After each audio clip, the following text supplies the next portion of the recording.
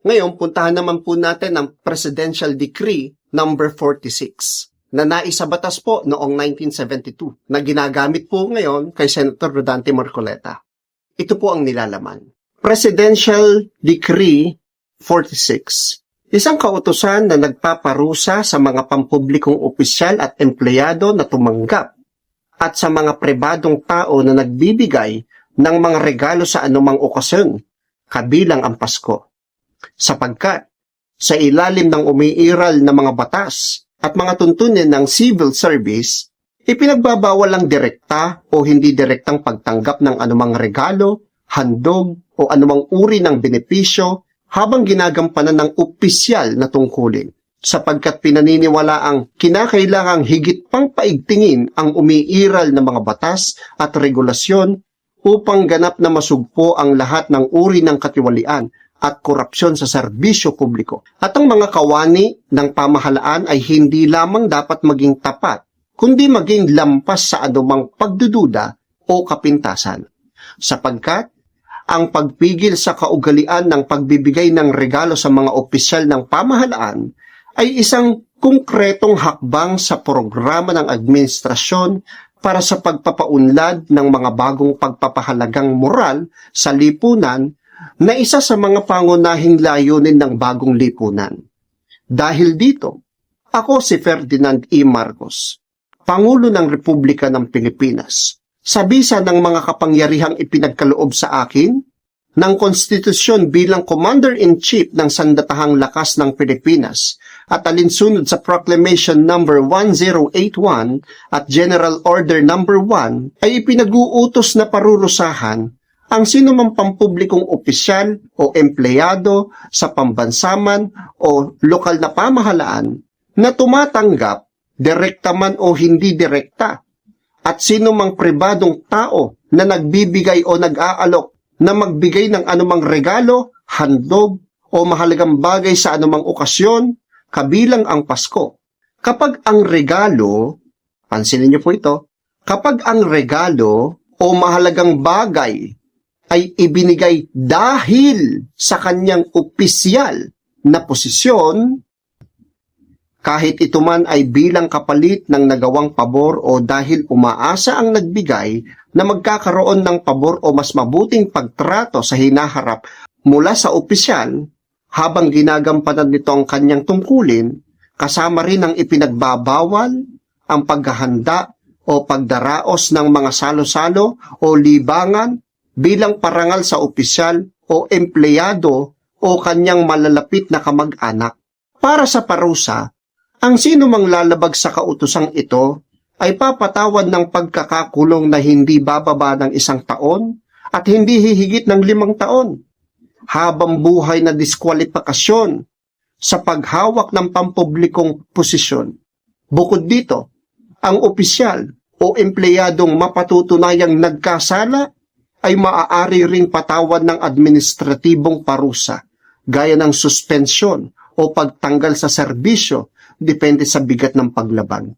Ipapapansin ko po sa inyo mga kaibigan, na ang nilalaman po ng Presidential Decree No. 46 ay tumutukoy po sa mga bagay na regalo o anumang mahahalagang bagay na ibinigay dahil sa kanyang opisyal po na posisyon. Ang campaign donation po ba na issue ay na-donate dahil congressman si senator noon? Hindi po eh. Ano po ba ang nakasaad sa batas? Ayon po sa batas, malinaw po na nakikita ninyo sa inyong screen. Dahil sa kanyang opisyal na posisyon. Ang campaign donation po na pinag-uusapan natin ay para po sa pagtakbo ng Senator Rodante Marcoleta bilang senador. Ibig po sabihin, kung tatakbo pa lang po bilang senador ay hindi pa po siya opisyal na senador. Kaya nga po kandidato pa lang eh. At ang campaign donation po na yon ay hindi na i-donate dahil siya ay congressman.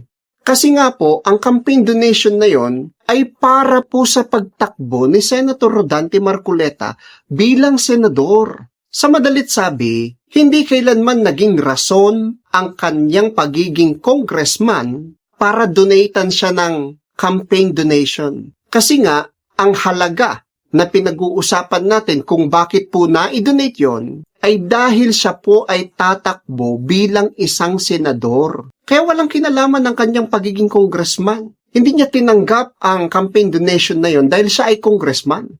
Baluktot po ang campaign donation o ang donasyon sa kampanya na batas na nakasulat po sa Section 94 ng Republic Act 881 na kung saan isinasaad po ng batas na ang isa pong kumakandidato ay pinapayagan na tumanggap ng campaign donation.